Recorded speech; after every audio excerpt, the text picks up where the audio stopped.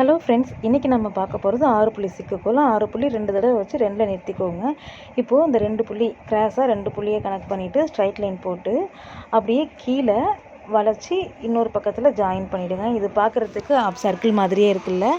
இதே போல் எல்லா பக்கமும் நீங்கள் போட்டு முடிச்சுக்கோங்க. அதாவது 4 பக்கமும் போட்டு முடிச்சுக்கோங்க.